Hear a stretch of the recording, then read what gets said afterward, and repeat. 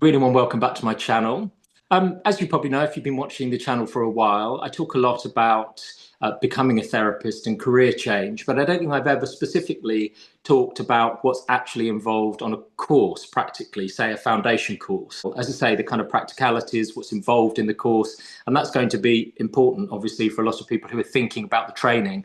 So that's what today is. From my point of view, it was 17 years since I did the foundation course, so it's not that fresh in my mind. So I'm really pleased to have a guest on for whom it is very fresh in his mind, having completed a foundation course in counselling and psychotherapy at the end of last year, and now I think has gone on to the diploma as well. That person, my guest today, is Harry Japp.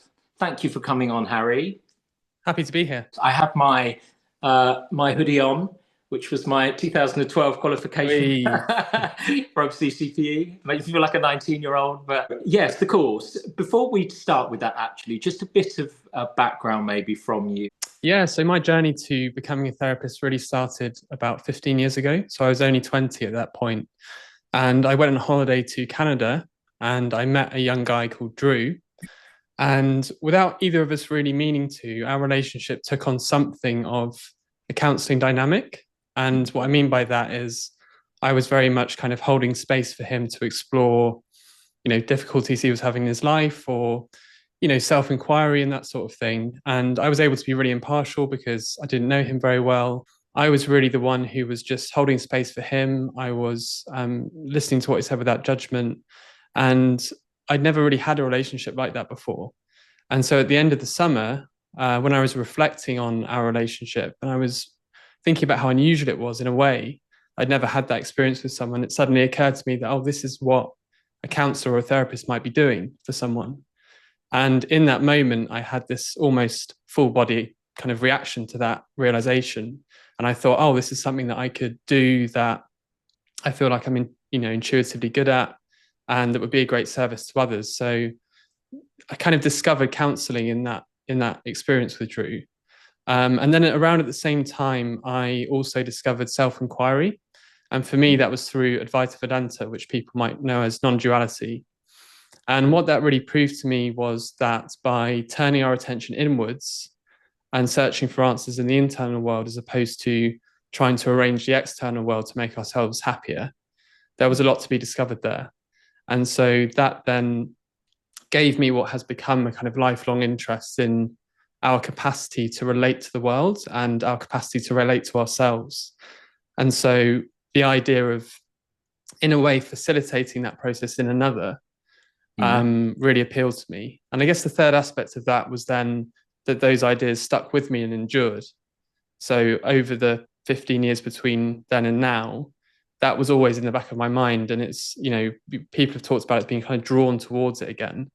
And it was very much something that was niggling away at me. And my friend said it really well when there's only so much you can take of the universe telling you should do something before you just have to go and do it. So that was really my experience. And it was at the kind of end of a quite intense period of professional work that I really thought about what I might like to do in the next 5 to 10 to 20 years. And I knew it wasn't the thing I was doing. And then as soon as I had that feeling, I then knew it was the right time to go and train. Just out of interest, you said you were at a period of intense work and you knew it wasn't the thing you should be doing. How did you know that? So it was in the food and events industry, and it's very much a practically minded, operational sort of role. And so for me, there was something relational that was very much missing in that. And the part of me that I discovered, as I said, back in that time, and how much I valued self-inquiry and kind of inner work, that was completely absent really from the work I was doing. And so I got to the point where I felt as though the work I was doing wasn't really honoring the two sides of me. I mean, I have the capacity to do the operational stuff, but then the part of me that's kind of yearning and seeking out the relational wasn't being embodied or wasn't being brought into the world. So I really wanted to find a way to do that. And I had the answer already, actually. So just in terms of choosing the course, a lot of people, there's a lot of options out there. How did you choose the course? I did do quite a bit of research on different training institutions, and CCP specializes in what's called the transpersonal approach. So it is an integrative course, which means you study psychodynamic, person-centered, existential, and all these things. But there's also a kind of special skill set that you learn in the transpersonal, which really appealed to me. And as I said, I have a background in, self-inquiry and spirituality. So the transpersonal approach is very accommodating of that sort of language and those sorts of ideas. And I wanted it to be that where I was training was accommodating of that way of talking and seeing the world. And so that seemed the only place that really fit the bill for that. So you you just finished the foundation course at the end of last year, and you started the diploma now. Yes, in the first term of the diploma now, and that's a 4-year training. Mm-hmm. So saying a bit about what was on the foundation course, what's it involved for you? Yeah, so the foundation course is a 1-year course, and the aim of it is really to equip you with the skills and the base of knowledge that enables you to go on to do the professional training of the diploma. And it's split into 3 10-week teaching terms, as well as 6 weekends throughout the year. And the course structure is that you do the lectures on a weekly basis, which are in the evening. In my case, it was on a Tuesday from 6:30 till 8:30, and that's every week of the 10-week teaching terms.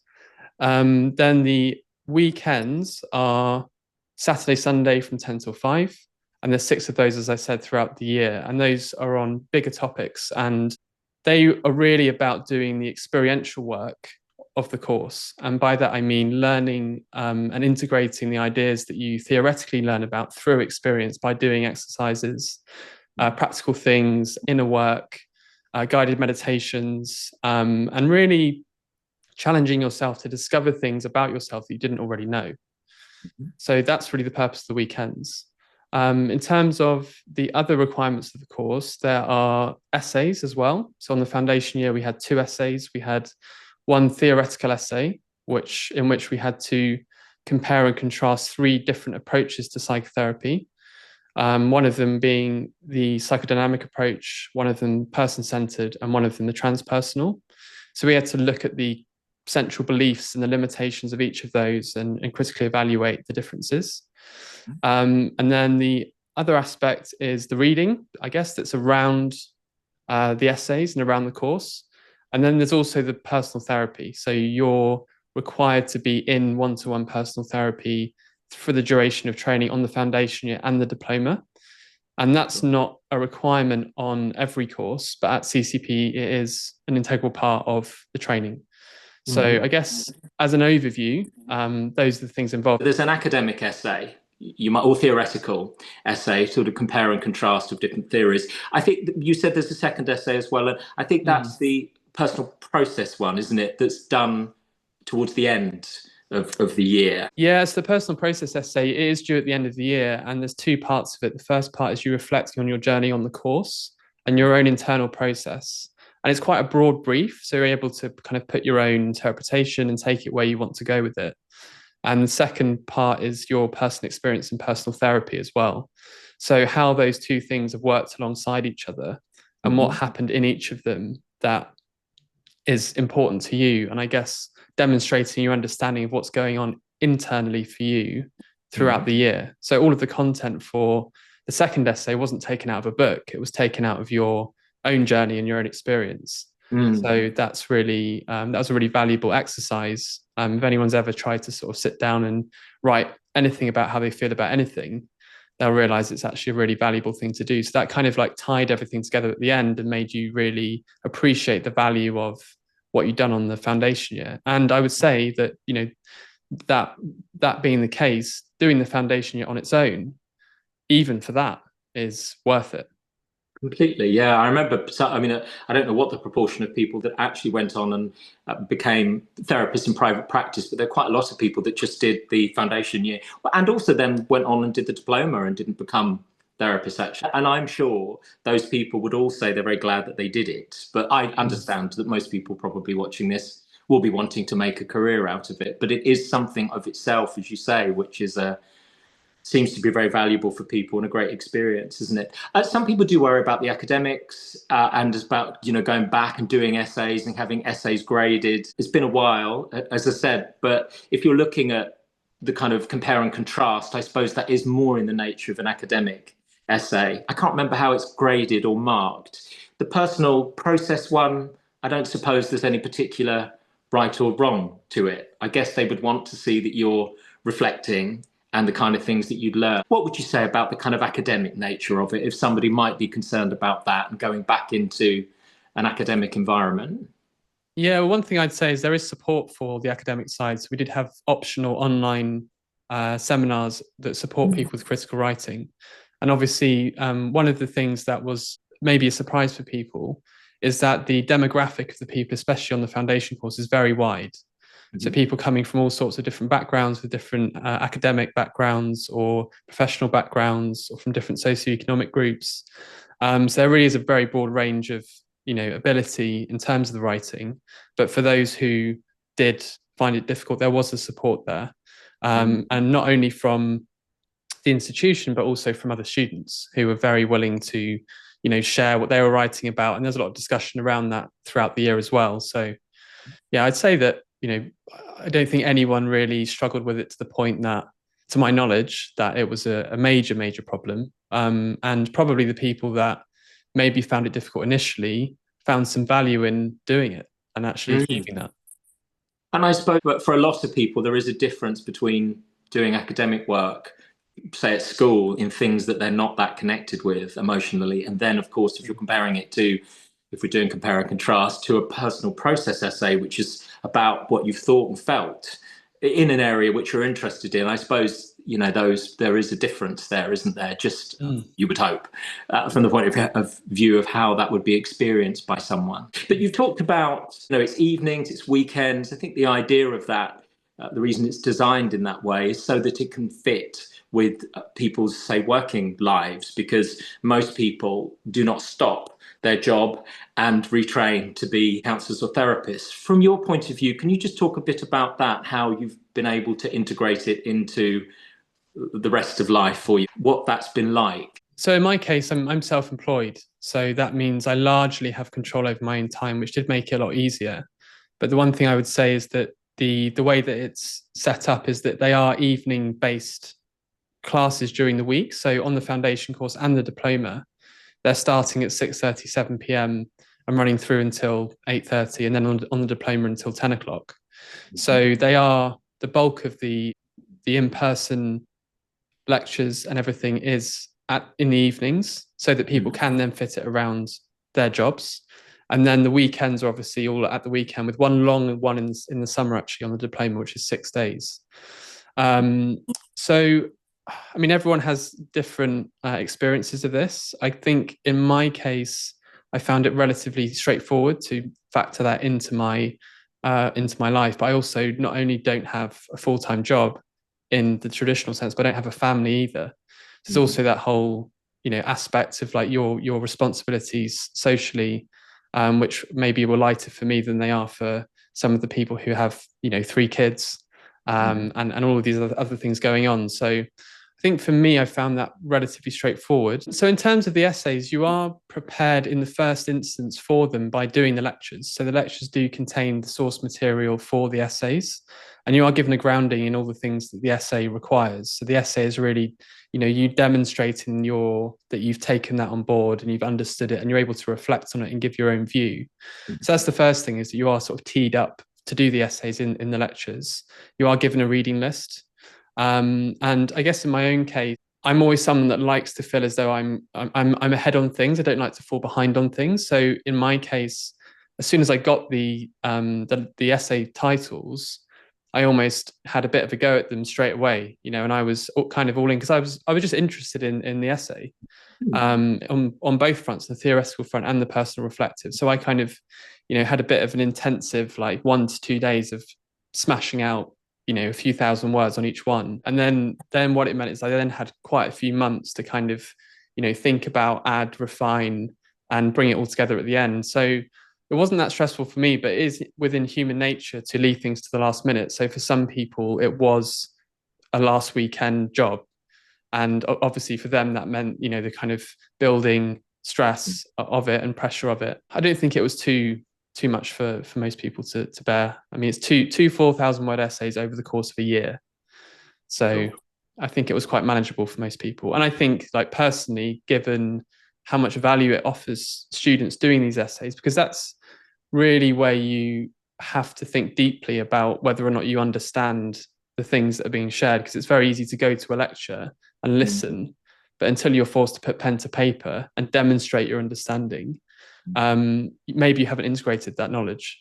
Did you spend quite a lot of time doing the reading? So I read 6 books over the course of the foundation year, and maybe a couple of them were more targeted towards the essay theory essay, or I was initially motivated to read them because of that. So Memories, Dreams and Reflections, Carl Jung's book, I read it in the foundation year.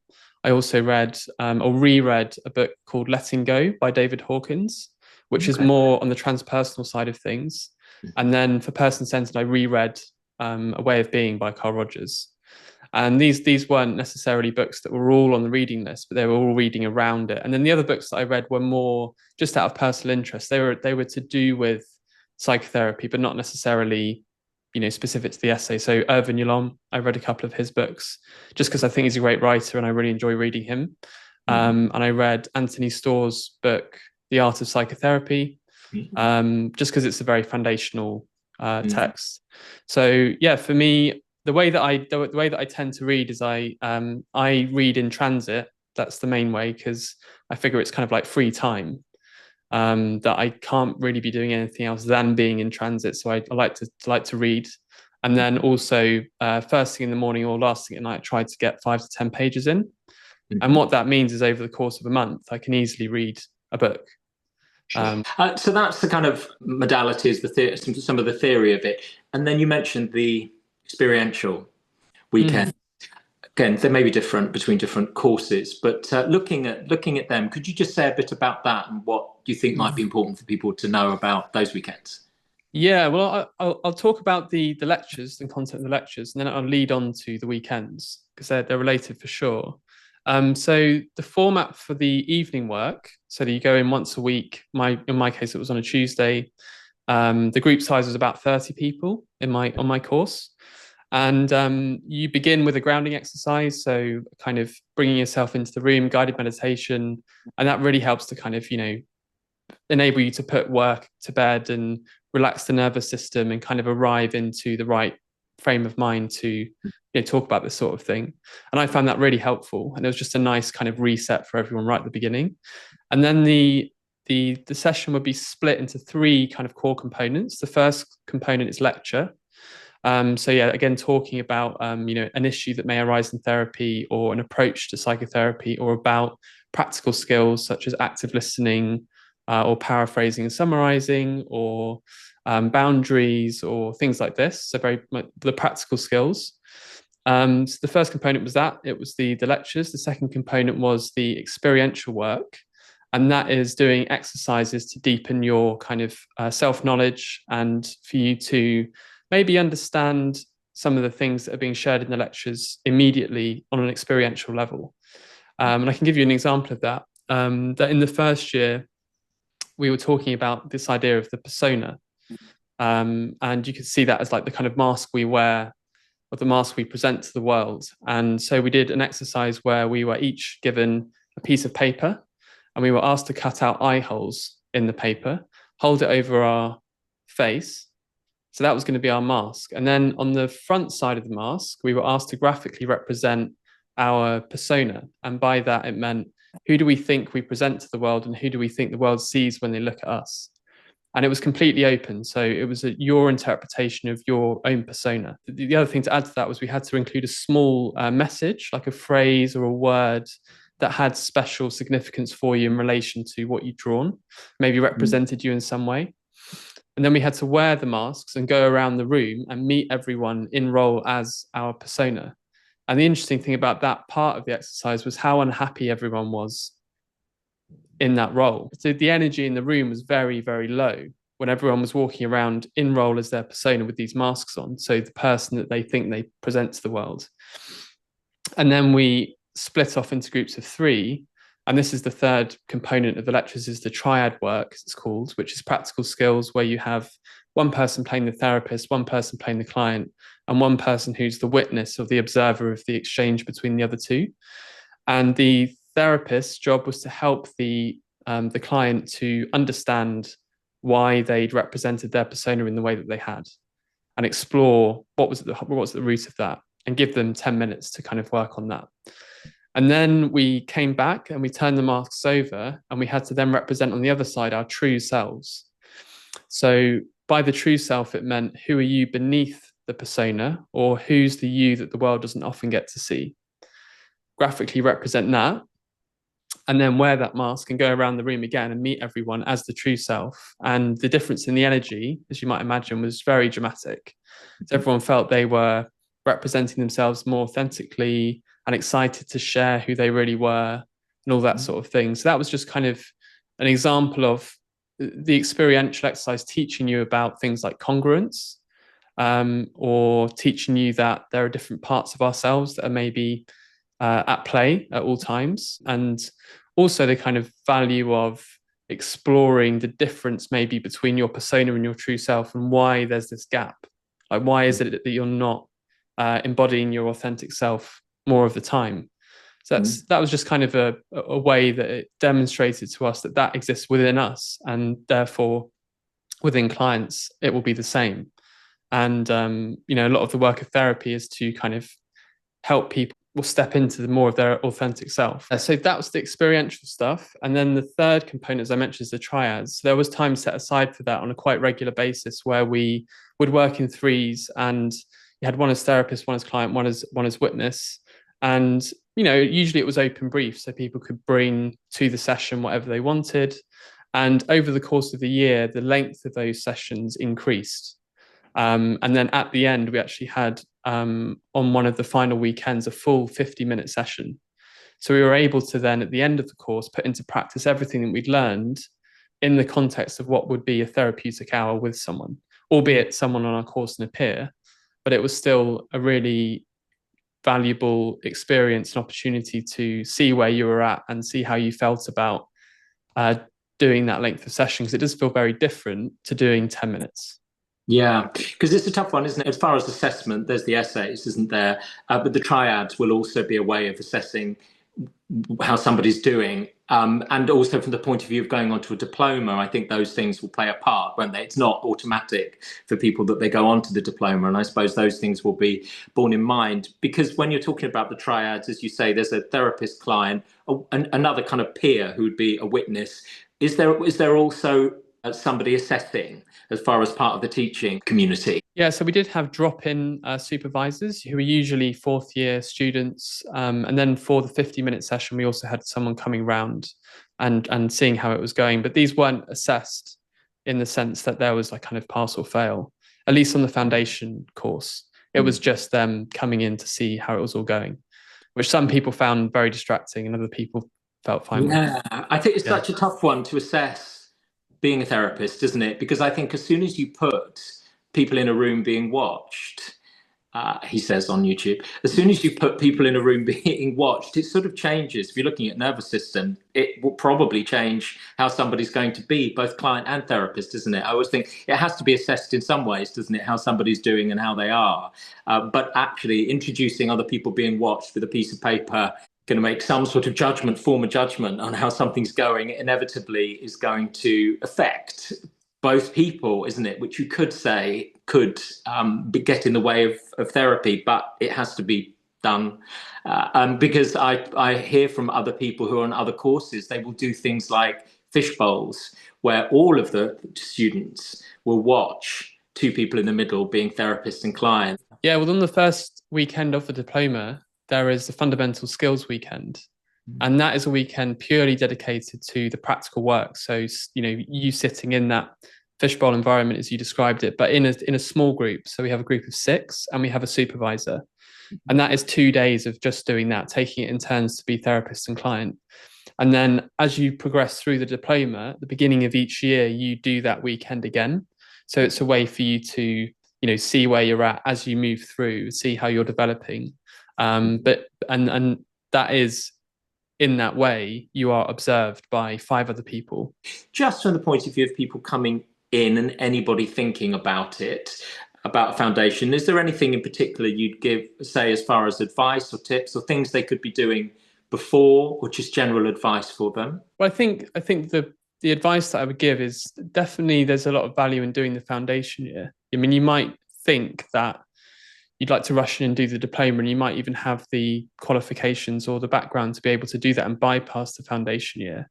But I would say that the foundation year really gives you an opportunity to understand and then think about whether or not this is the right thing for you, and also whether it is the right place for you to train, because it might be that the language that's used or something about it doesn't really work for you, and that your money may be better spent somewhere else.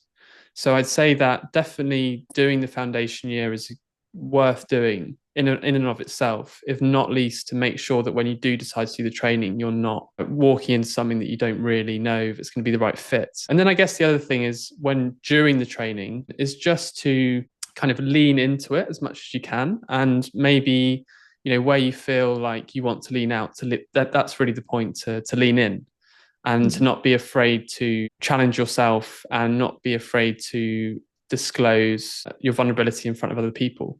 Because some people, when they first come in, they're quite nervous and they might not do well in big groups and they don't know anyone. But then very quickly, and on the first weekend, actually, you do a lot of kind of ice-breaking sort of exercises, which really do make you feel quite self-conscious. I mean, there was one exercise that we did, which was that you had to basically monologue to someone else, and they weren't allowed to have any part in the conversation, and you had to tell them about your day and tell the story of your day, and you had 5 minutes to talk. And when you talk about what you've done so far today, you very quickly kind of run out of things to say, and it also sounds really boring. So then you get to like 2 minutes in and you've exhausted yourself, you've still got 3 minutes to go, and then you're like, oh my god, what do I talk about? But that's the whole point of it, is to put yourself into that uncomfortable position and see how you are with the discomfort of that, and that person is not able to rescue you.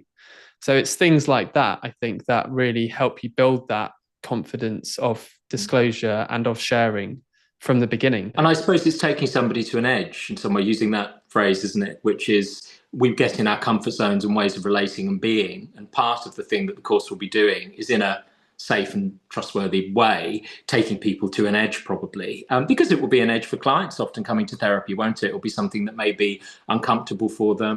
Yeah, so lots of ways in which it's reflecting that process as well in the client's process, potentially. And then just on the weekends, so the weekends there's 4 or 5 of them a year. On the foundation year, we started off with the skills weekend, and then we had families weekend, a creativity weekend, and a group dynamics weekend. So that was really, 2 whole days of going in much deeper on those subjects. And I guess the way to think about them is, it's a bit like doing a retreat, I guess, if people have an idea about what a retreat might be. So just the idea of getting together with a group of strangers, and doing inner work, and hopefully taking something away from you at the end of that weekend that you didn't know about yourself before, that's of value. And it's kind of that format, I guess, in that it's very much about the experiential work and the self-discovery and the sharing. On the weekends, that's where you do a lot of that work of the course. A lot of the personal growth work happens on the weekends. And we did do a lot of really interesting experiential exercises as part of that. Some of them very affecting for people. And that's one of the things I would maybe say as well, which is a bit of kind of advice or caution, is that one of the challenges of the training maybe is that by bringing your personal material to the course, which is something that you probably should do, there's also a balance between sharing things that are going to be overwhelming for you or very difficult for you to share, that might leave you in a kind of distressed state or might make you feel a certain way, have to leave, and things like that. So just being very careful about what it is that you bring to the sessions, whilst also trying to bring as much of yourself as you can. Great. Yes, I mean, I think do they still say, they would say, look, if we're doing a 10-minute triad practice, make sure it's something that's sort of a medium thing, not necessarily something that really affects you intensely. Or something to that effect, like maybe bring out a 4 out of 10 thing rather than 9 out of 10 thing, something like 4 that. out of 10. Yeah. Okay. Thank you. That's really helpful advice. Just by the way, you mentioned money. Out of interest, what are the fees roughly now? So the fees for the foundation year, so it's a 1 year course, 30 teaching weeks, and that's £2,906. Okay. That's the fees for the foundation course. That then steps up quite significantly on the diploma. So you're looking at £5,000 for the first year of the diploma, and then rising to £6,000 per year for years 2, 3, and 4. And then in terms of additional costs as well, because the tuition fees really are, I worked it out, it's a 56% of the total cost of the fees. And the other 44% are additional costs, which aren't necessarily, they are advertised on the websites, but they're kind of small print and they're not necessarily things that people think about straight away. You look at the tuition cost and you think, okay, that's how much it's going to cost. But the other costs, at least for the psychotherapy training, are number one, the personal therapy. So that comes at your own expense. It's not included in the tuition fees. And at CCP, it's a requirement that you do 40 hours a year. And personally, I pay £70 per session. So that means, and I do, 50 sessions a year. So that means that over the course of the diploma, I will be spending around £14,000 in total on the personal therapy, which is a significant additional cost to the tuition fees. The third cost is that we are required to do placements during the diploma, and some of these require in-house training by the placement provider. So for the psychiatric observational placement, you have to pay for further training in order to do that, and I understand that costs about £500. The next cost is books.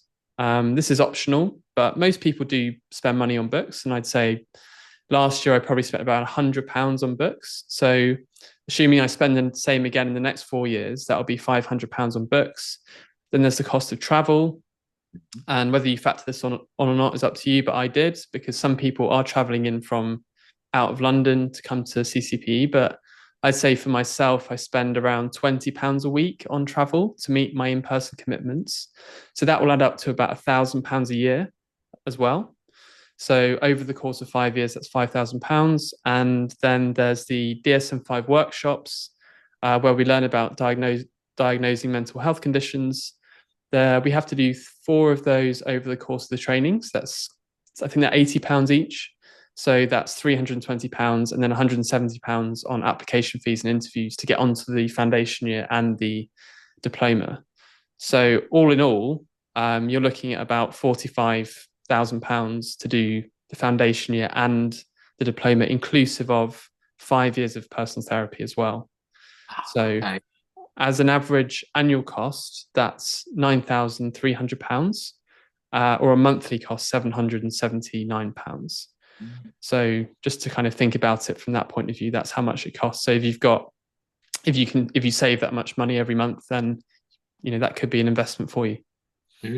Thank you for those numbers. That's great. It's really helpful for people, I think. I mean, it will differ, I imagine, between different teaching institutions, and depending how long you do the training for. I think counselling would be shorter than doing counselling and psychotherapy, but it's very, very valuable for people, and hence why people need to work, I guess, during that period often, isn't it? And also why socioeconomic can be quite a barrier to people coming into the profession, why it's traditionally been people that have been able to afford that, or not work and be able to spend that money. Yeah, well, I think one thing I'd say as a caveat to that is that the training costs do vary a lot depending on where you go. I mean, we're just talking about CCP, and we are also talking about a relatively extensive training. And not everyone will need to do that. I mean, there's kind of the three tiers of training are counselling, psychotherapeutic counselling, and psychotherapy. And those require 2, 3, and 4 years respectively. And for each of those years could cost you, anywhere from I would 20 to 50% more or less, depending on where you train. So the costs do vary massively. So it's really up to you, I think, in terms of how extensive you want the training to be. You could train somewhere where you don't need to be in therapy every week, and that will reduce the cost hugely compared to doing what I'm doing. I mean, I think personally, it's very much worth doing that, not just for the course, but for your own personal growth. And that's the reason it's a requirement at CCP, is for those reasons. But it's not for everyone. So it's really up to you. And it's, it's possible to train as a counselor in 2 years and start working. The other thing I'd say is that at CCP anyway, it is possible to start taking on paid clients after a certain point in the training. So from the third year onwards, you are able to start seeing up to 3 clients a week. And the conditions of that are that the clients are referred through CCPE, so that you're not, taking random people on who may be beyond your experience and skill level. So they're referred through the college. And the second thing is it's low cost. And in the third year, you're capped at £35 a session. And in the fourth year, you're capped at £40 a session. So, you're looking at being able to make, before costs, obviously tax or therapy room, 120, £150 a week or something like that. And so over the course of a year or the 2 years, you could make £10,000 in terms of, fees from clients. But then, of course, you'd have to factor in whether or not you had to pay for a therapy room or then paying tax on that money. But still, given that the tuition fees are, £6,000 for each of those years, you could offset the cost of those very considerably if starting to see paid clients is something you want to do from the third year. So you can start to recoup the investment as you go along, which for most other, courses you can't do. So that's a good thing. Yeah, completely. Just wanted to say about the kind of 2, 3, 4 years counselling, psychotherapeutic counsellor, psychotherapist. The only thing I think to bear in mind there now is the scope of education, or SCOPED, or scope, right, or whatever somebody calls it, coming. I don't know how much you know about that, but that will change things, I think, as far as certainly employability. My understanding of it is that there's a level 1, level 2, and level 3. And I think my CCP qualification as a diploma, counsellor and psychotherapist, the UKCP accredited or registered qualification puts me in level 3. The course at CCP was also a BACP registered course, I think, but I didn't get accredited with BACP because I'm accredited with UKCP. So there's no point for me, I didn't think, paying for both. But I am level 1 as far as my BACP qualification because I'm just registered and not accredited.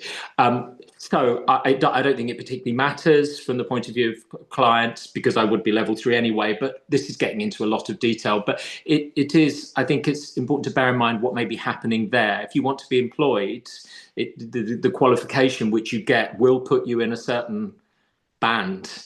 And of course, you can move from one band to the other by doing probably some more qualifications or doing some more essays. But that is here and is, I think, going to be more of a factor going on. And I wonder whether at some point in the future, it will also start to affect people in private practice as well. I don't know how they would do that, but whether they might say, if you're in level 1, you can only see these clients. I don't know if that's even envisaged. Do they mention it on the course now? Yeah. So we have actually been shown the SCOPED framework. And yeah, the CCP course is at the highest level of SCOPED. So it's psychotherapy. So counselling, tends to be, I mean, I'm sure you can explain this better than I can, but the difference between counselling, psychotherapeutic counselling, and psychotherapy, there are a few differences, but the breadth and the depth of the training that you go into on each one is quite different. So we're doing 4 years to do the psychotherapy training, whereas the counsellor would only do 2 years. It's much more about the relationship that you have with the psychotherapist and the long-term work doing psychotherapy than it is with doing counselling. All been very helpful. Thank you, Harry. Just reflecting generally, benefits of doing the course, challenges maybe. Is there anything you would say about that? So I'll start with the challenges. So the first challenge I'd say, I think I've already highlighted, is maybe the challenge of personal disclosure. So the problems that may arise by you sharing things that you find difficult or stressful in session, and that can have a knock-on effect on how you feel, for example, the following week. And so that's the first thing, is just being cautious about what you do share. The second thing is that, as with any group, conflicts do arise in the groups. And, on the foundation course, at least, that did happen as well. And so some people can find that very difficult, especially when they feel like they're in an environment where it's all about understanding and acceptance and all of that. To suddenly have conflicts in the room can be quite stressful for people and upsetting. So that's something that maybe is a challenge, but there's also the overcoming of that as the group and the healing of that experience as the group, which is part of the learning as well, and a very important part of it. So it's almost like that is a necessary and important part of it as well. But just to highlight that in the moment, that can be quite distressing. And then I guess the third thing is balancing, in terms of challenges, balancing your own personal commitments around the course. And as I said, for me, that was relatively straightforward, but for other people, balancing home life, career, and doing the course, especially at certain times of the year where a lot of things come to a head at once, like, for example, just before the essays are due. And then as you go on through the diploma, you have increasing responsibility. So doing the placements, which is a big, aspect of the course, obviously, moving forward.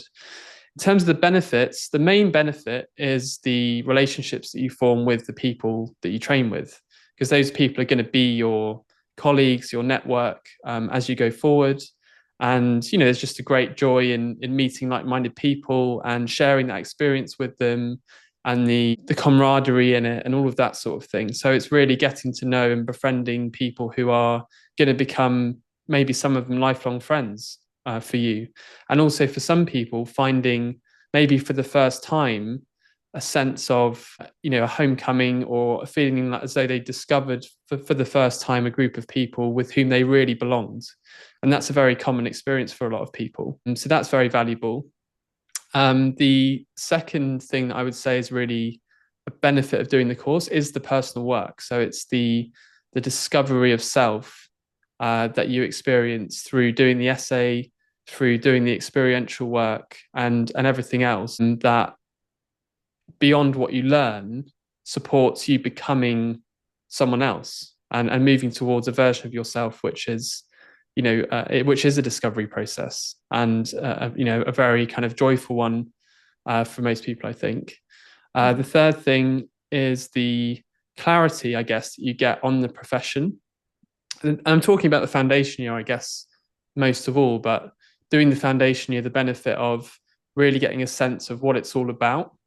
And then when you come to making a decision about going on to the diploma, feeling very confident about what it is you're signing on for. So before you invest a very significant amount of time, money, and energy into this project, you've done a year of it already. So you really get a good sense of everything that's involved. So I think those are the main challenges and benefits. Fantastic. It's great, interesting to hear. And you've obviously gone on to do the diploma. So whatever happened during the foundation year, it meant that the momentum has continued.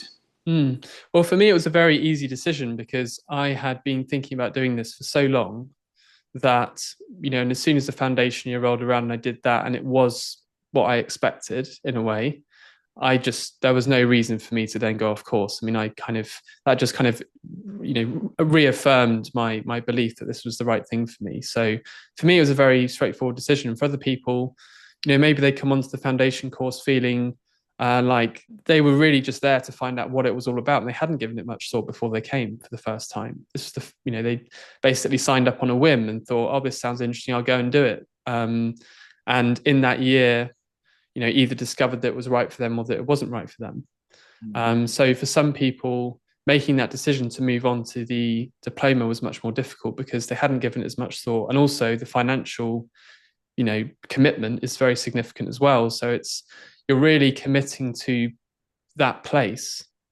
because it's all in person. There's no way around that. So you're committing to being in and around London for 4 years. You're committing to the financial cost. You're committing to, making a very significant change in your life. And, understandably, that's not a straightforward decision for a lot of people. Fortunately, it was for me, but.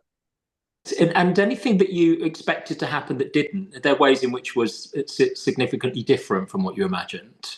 I think the main thing that was different, this is more a positive thing, is that when I first came onto the foundation course, I was expecting that I would learn about the psychological theory, so about different ways of approaching psychotherapy, and about different mental health conditions and very much all of that stuff. And I was expecting also to learn practical skills, so how we go about practicing psychotherapy and counselling in session and everything that sits around that. But what I didn't really anticipate was that really the third kind of central pillar of the course was the experiential work and was the journey of self-development that you do go on. And that's even almost the primary pillar, you know, so it's not even just alongside those other two. Maybe it's even the primary pillar that I didn't anticipate really at all. You know, I expected it to be, you know, kind of traditional classroom experience in some ways. And one of the really encouraging things was just kind of realizing that it's not so much about what you need to learn in terms of, you know, knowing all the theory, but much more about who you become in the process of training. And because that's the thing that you're going to be bringing to your clients first and foremost is yourself. And, you know, if you're going to be working with other people, I guess doing the work makes sense based on the simple premise that how can you possibly hope to, you know, work with and understand the mind of another person if you don't understand your own, at least to some extent. So it's really about that, and that was a nice thing to discover. You know, it's also about learning that there are many ways of doing things. I mean, there's all these different approaches to psychotherapy, and you get exposure to them on the course. I mean, the course I'm doing is an integrative course, so it's about gaining exposure to all the different ideas that sit around what it means to sit with someone and work with someone in this way, and then you finding your own, you know, your own style and your own method and your own personality and your own authenticity in sitting with people. And for some people, you know, they might hear about person-centered therapy and it being non-directive, and that might really excite them. And they might really like the idea of letting the client lead the way. And some people may think, oh, that's too unstructured, you know, and some people might be really put off by that idea and say, well, you know, the stereotype is that you're sitting there and nodding along, but you're doing much more than that. But my point is, for some people that may feel right for them, and for other people that may feel very much not what they're all about. And so it's about having exposure to all the different approaches and then finding your own way. Remember from the training, they do sort of leave that to you. Although you needed to write certain things in a compare and contrast, you need to talk about the modalities they ask you to talk about. They do leave you to become the therapist that's authentically you, because you will over time won't be taking those things that you find more interesting and helpful and putting them together, and then that process will continue when you start to sit with clients. I liked that about the course, is that it isn't, this is how you need to do it, this is how you've got to do it. I mean, they couldn't possibly do that anyway with 400 different modalities or however many there are. One thing I forgot to mention about advice. So I guess one piece of advice I would have, and this kind of rings true through from what CCP say about their admissions process, and that is that they tend not to accept people below a certain age, just due to them not having maybe the life experience or the stability in their lives to be able to do the training.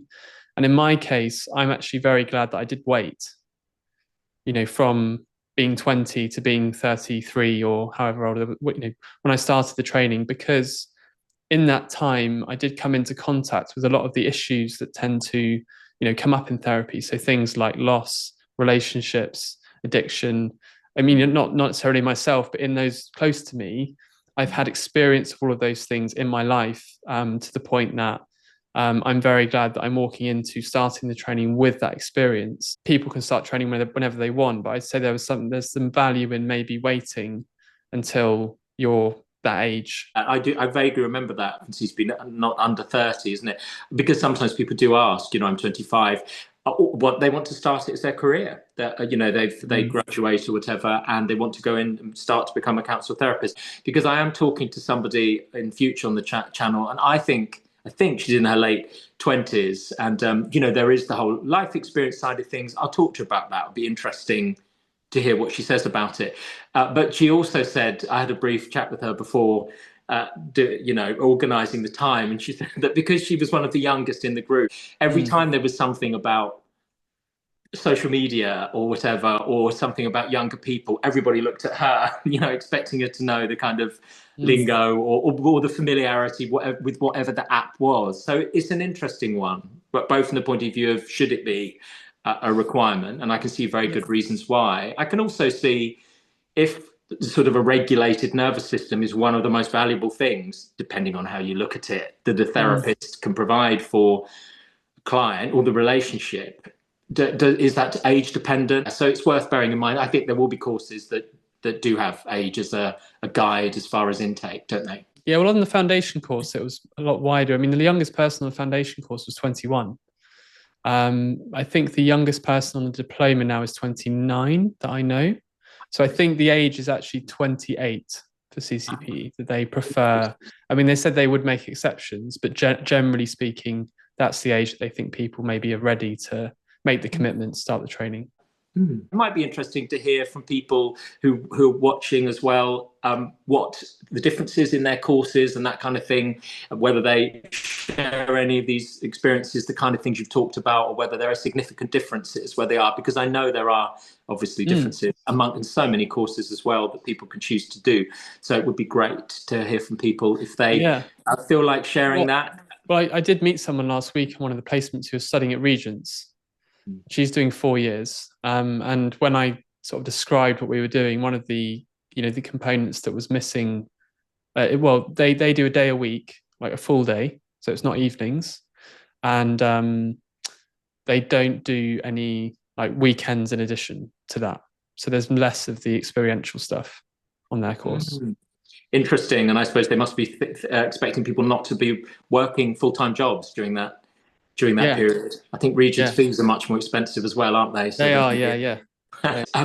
Thank Harry. That was absolutely brilliant. I think people are going to find it really helpful, really appreciate it. So thorough, covered so many things. And maybe at some point in the future we could have a talk about the diploma, which you've now started. Sure. Yeah, maybe when I'm like a year or two through the diploma, something like that. And good luck with that.